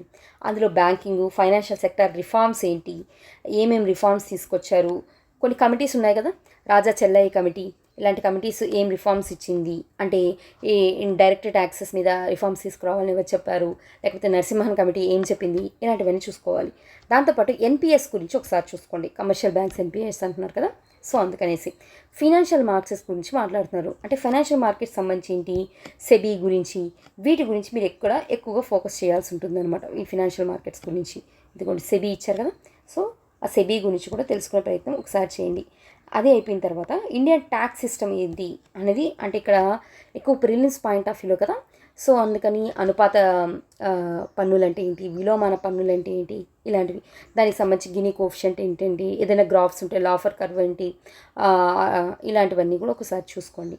ఎస్పెషల్లీ జిఎస్టీ నుంచి ఇక్కడ ఖచ్చితంగా క్వశ్చన్స్ అనేవి ఫ్రేమ్ అవుతూ ఉంటాయండి. జిఎస్టీ చదివేటప్పుడు ఏంటంటే ఓన్లీ ఎకనామిక్ పాయింట్ ఆఫ్ వ్యూలో కాకుండా పాలిటీలో జిఎస్టీకి సంబంధించిన ఆర్టికల్స్ ఉన్నాయి కదా, ఆ ఆర్టికల్స్ని కూడా ఇక్కడ కలుపుతూ చదవండి, ఇంకా మంచి మార్క్స్ వస్తాయన్నమాట. దాంతోపాటు ఎక్కువ వెయిటేజ్ ఈసారి ఎక్కువ క్వశ్చన్ వచ్చే అవకాశం ఉన్నది ఏంటంటే ఫినాన్షియల్ కమిషన్ గురించి ఎక్కువగా క్వశ్చన్ వచ్చే అవకాశం ఉన్న ఏరియా ఏంటంటే ఈ ఫినాన్షియల్ కమిషన్ అనమాట. సో ఈ ఫినాన్షియల్ కమిషన్కి సంబంధించి ఆర్టికల్స్ కూడా చూసుకోండి. పాలిటీలో షేరింగ్ ఆఫ్ రిసోర్సెస్ ఏంటి, డివల్యూషన్స్ ఏంటి, దాంతోపాటు పబ్లిక్ డెప్ట్ ఏంటి, ప్రైవేట్ డెప్ట్ ఏంటి, ఫిజికల్ పాలసీ ఖచ్చితంగా ఫిజికల్ పాలసీ బడ్జెట్ అనేది ఇలాంటి బ్యూరోక్రటిక్ ఎగ్జామ్స్ రాసిన ప్రతి స్టూడెంట్ గుర్తుపెట్టుకోవాల్సిన అంశాలండి. సో అంటే రెవెన్యూ డెఫిషిట్ ఏంటి, ఫిజికల్ డెఫిషిట్ ఏంటి, టోటల్ రెవెన్యూ డెఫిషిట్ ఏంటి, ప్రైమరీ డెఫిషిట్ ఏంటి, ఈ ఇయర్ ఎంత ఉంది, లాస్ట్ ఇయర్తో ట్రెండ్ ఎలా మారుతుంది, ఇలాంటి వాటి మీద మీకు అవగాహన అనేది ఉండాల్సిన అవకాశం ఉంది. నెక్స్ట్ ఆంధ్రప్రదేశ్ ఎకానమీ చూడండి. ఎప్పుడు చెప్తున్నారు, బైఫర్కేషన్ జరిగిన తర్వాత అంటే 2014 తర్వాత ఆర్థిక వ్యవస్థ ఎలా ఉంది అన్నట్టు మాట్లాడుతున్నారు ఇక్కడ. దానికి సంబంధించి ఏమంటున్నారు అంటే మన ఆంధ్రప్రదేశ్ రాష్ట్రానికి సంబంధించి న్యాచురల్ రిసోర్సెస్ ఏమేమి ఉన్నాయి, సహజ వనరులు, ఇది మేమన్నీ మీకు తెలియాలంటే సోషల్ ఎకనామిక్ సర్వేని మనం పక్కన పెట్టుకొని మీకు ఈజీగా అర్థమవుతుంది. అంటే అక్కడ మీకు మినరల్స్కి సంబంధించి కానీ, లేకపోతే ఫిషింగ్ జోన్స్కి సంబంధించి కానీ, ఫారెస్ట్ ఏరియాస్కి సంబంధించి చాలా చాలా డీటెయిల్ లిస్టులు అనేది ఇవ్వడం జరిగిందండి. సో అందుకనేసి అనమాట. దాంతోపాటు ఇంపార్టెంట్ ఏరియా ఏంటంటే ఈ రివర్స్కి సంబంధించి, ఎందుకంటే తెలంగాణ మూమెంటే మీకు గుర్తుంటే ఏమని ఇచ్చారండి వాళ్ళు, నీళ్లు, నిధులు, నియామకాలు, వాళ్ళది 3 వీటితో సంబంధించి స్లోగన్ ఉంటుంది. సో దానికి సంబంధించి నిధులు ఎంత ఇంపార్టెంటో నీళ్లు కూడా అంతే ఇంపార్టెంటు. అంటే ఫండ్స్ మీకు గుర్తుండాలి. వాటర్కి సంబంధించి, అపాయింట్మెంట్స్కి సంబంధించి, ఈ అపాయింట్మెంట్స్ ఇవన్నీ మీరు హిస్టరీలో కవర్ చేసినప్పటికీ కూడా economy point of view water, reverse, అదేవిధంగా ఫండ్స్ ఇంపార్టెంట్ అనమాట. సో చూడండి, దానికి సంబంధించి రివర్ వాటర్ షేరింగ్ ఏదైతే ఉందో దాని గురించి చదవాలి అంటున్నారు. దానికి సంబంధించి ఛాలెంజెస్ ఏవైతే ఉన్నాయో ఇండస్ట్రీస్కి, కామర్స్కి, వాటి గురించి. అంటే మనకు క్యాపిటల్ సిటీ అనేది మనకు వెల్ ఎస్టాబ్లిష్డ్ కాదు, అందులోనూ క్యాపిటల్ రాజధాని కోల్పోయిన వాళ్ళం కాబట్టి. మోర్ ఓవర్ మొన్నే కదా ఆంధ్రప్రదేశ్కి సంబంధించి చట్టబద్ధత ఇచ్చారు రాజధానికి సంబంధించి.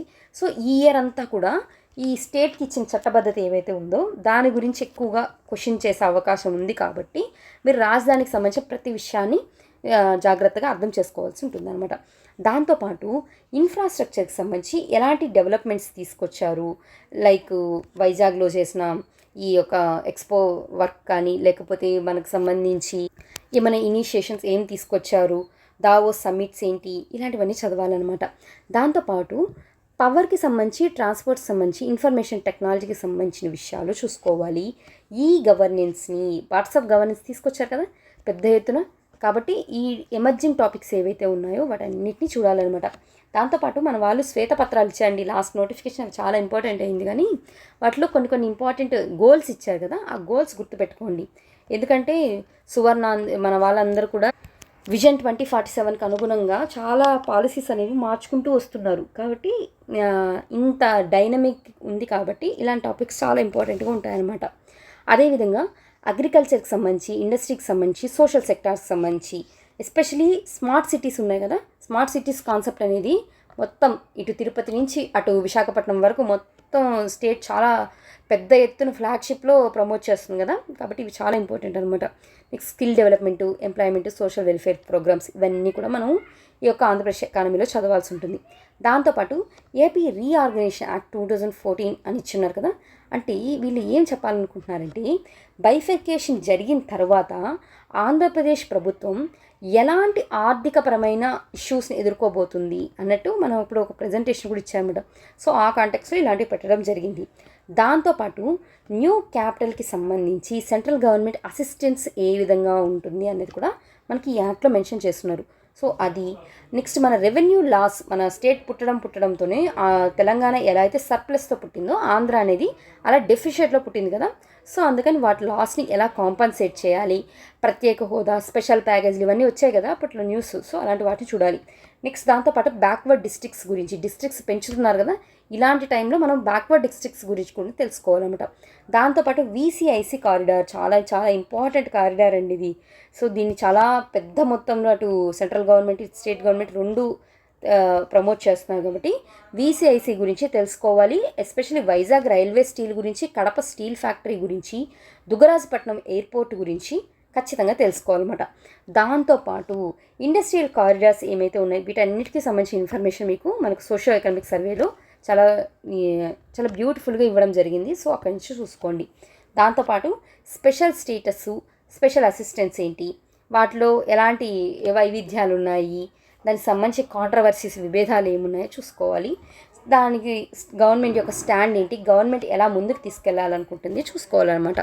ఇవన్నీ మనకు దేంట్లో కనిపిస్తాయి, ఎకానమీ పాయింట్ ఆఫ్ వ్యూలో కనిపిస్తాయి అనమాట. ఇప్పుడు ఇది కంప్లీట్ చేసిన తర్వాత అప్పుడు జాగ్రఫీని చూడండి. జాగ్రఫీలో మొత్తం మనకు 4 టాపిక్సే ఇచ్చారండి. సో ఈ 4 టాపిక్స్ నుంచే మనకు క్వశ్చన్స్ అనేవి వస్తాయన్నమాట. అంటే ఒక అప్రాక్సిమేట్గా 7.5 క్వశ్చన్ అట్లా ఫ్రేమ్ చేయలేదు కాబట్టి 8 క్వశ్చన్స్ వేసుకోండి. ప్రతి టాపిక్ నుంచి 8 క్వశ్చన్స్ వస్తాయి అన్నట్టు. సో ఈ టాపిక్స్ ఏమి ఇచ్చారు చూడండి. నేను ఎందుకు అన్నాను అనమాట, జాగ్రఫీకి సంబంధించి నాట్ ఓన్లీ ఇండియా ఇట్లే కాదు, వరల్డ్ జాగ్రఫీ లాగా కూడా ఇది చూడాల్సి ఉంటుంది. అంటే సోలార్ సిస్టమ్ నుంచి స్టార్ట్ చేయాలి. మోషన్స్ ఆఫ్ ద ఎర్త్కి సంబంధించిన మోషన్స్ ఏంటి, నెక్స్ట్ టైం కాన్సెప్ట్ ఏంటి. టైం కాన్సెప్ట్ అనేది చాలా ఇంపార్టెంట్ అటు యూపీఎస్సీలో కానీ స్టేట్ ఎగ్జామ్స్లో కానీ. నెక్స్ట్ సీజన్స్, అదేవిధంగా internal structure of the earth ఏంటి, మేజర్ ల్యాండ్ ఫామ్స్ ఏంటి, వాటి యొక్క ఫీచర్స్ ఏంటి, దాంతోపాటు అట్మాస్ఫియర్ ఏంటి, అట్మాస్ఫియర్ స్ట్రక్చర్ ఏంటి, అట్మాస్ఫియర్ అయిపోయిన తర్వాత క్లైమేట్ ఏంటి, ఎయిర్ మాసెస్ ఏంటి, ఫ్రంట్స్ ఏంటి, అట్మాస్ఫియర్ డిస్టర్బెన్స్లు ఏంటి, క్లైమేట్ చేంజ్ ఏంటి, ఓషన్స్ ఏంటి, ఓషన్స్లో ఫిజికల్, కెమికల్, బయాలజికల్ క్యారెక్టరిస్టిక్స్ ఏంటి, హైడ్రాలజికల్ డిజాస్టర్స్ అంటే ఏంటి, మెరైన్ కాంటినెంటల్ రిసోర్సెస్ ఏంటి, ఇలాంటివన్నీ చూస్తే మనకు జనరల్ జాగ్రఫీ అనేది కంప్లీట్ అయిపోతుంది. నా సజెషన్ ఏంటంటే అండి, జనరల్ జాగ్రఫీకి సంబంధించి మీరు ఏదైనా రెఫర్ చేయాలంటే లూసెంట్ బుక్ ఉంది కదా, ఆ లూసెంట్ బుక్లోకి వెళ్ళి ఎంసీక్యూస్ ఉన్నాయి కదా, అది ప్రాక్టీస్ చేయండి సరిపోతుంది. మీరు ఖచ్చితంగా ఈ క్వశ్చన్స్ని ఈజీగా క్లియర్ చేయగలరు. Next physical geography, social geography, economic geography అనేసి మనకు 3 టాపిక్స్ ఇవ్వడం జరిగింది చూడండి. సో ఫిజికల్ జాగ్రఫీకి సంబంధించి మనల్ని ఏం చదవమంటున్నారు, వరల్డ్కి సంబంధించి, ఇండియాకి సంబంధించి, మన ఏ స్టేట్కి సంబంధించిన విషయాల్ని ఫిజికల్ జాగ్రఫీలో చదవమంటున్నారు. అదేవిధంగా సోషల్ జాగ్రఫీని కూడా ఇట్లాగే world India state, world India స్టేట్కి సంబంధించి ఎకనామిక్ జాగ్రఫీ కూడా చదవమంటున్నారు. సరే, ఫిజికల్ జాగ్రఫీలో వాళ్ళు ఏం చెప్తున్నారో ఫస్ట్ ఒకసారి గమనిద్దాం చూడండి. ఏమంటున్నారు మొత్తం అంటే 3టికి, వరల్డ్కి సంబంధించి అదేవిధంగా మన స్టేట్కి సంబంధించి కూడా. ఫస్ట్ మనం చదవాల్సింది ఇక్కడ ఏంటంటే ఎర్త్క్వేక్ గురించి చదవాలి, ల్యాండ్ స్లైడ్స్ గురించి చదవాలి, న్యాచురల్ డ్రైనేజెస్ గురించి చదవాలి, క్లైమేటిక్ చేంజెస్ గురించి చదవాలి, క్లైమేటిక్ రీజియన్స్ గురించి, మేజర్ ఫిజికల్ డివిజన్స్ ఏముందో చూడాలి. దాంతోపాటు మాన్సూన్స్ గురించి ఖచ్చితంగా చదువుకోవాలి. ఇది అయిపోగానే natural vegetation, parks, wildlife sanctuaries ఏవైతే ఉన్నాయో వాటిని చూసుకోండి.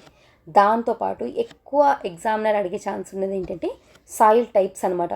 అంటే ఇప్పుడు సపోజ్ ఏపీనే ఉంది, ఏపీలో ఏమి ఎక్కువ ఉంటాయండి, ఇక్కడ రెడ్ సాయిల్స్ అనేవి ఎక్కువ ఉంటాయి. అదే ఇండియాలో అయితే మన అల్యూవియల్ సాయిల్స్ ఎక్కువ ఉంటాయి అనమాట. అట్లా డిఫరెన్స్ ఏముందో అవి చూసుకోండి. సాయిల్ టైప్స్తో పాటు రాక్స్, మినరల్స్ కూడా చూసుకోండి. దాంతోపాటు సోషల్ జాగ్రఫీకి సంబంధించి కానీ మీరు గమనిస్తే ఇక్కడ అంతా ఫ్యాక్ట్స్ ఎక్కువగా చదువుకోవాల్సి ఉంటుందండి.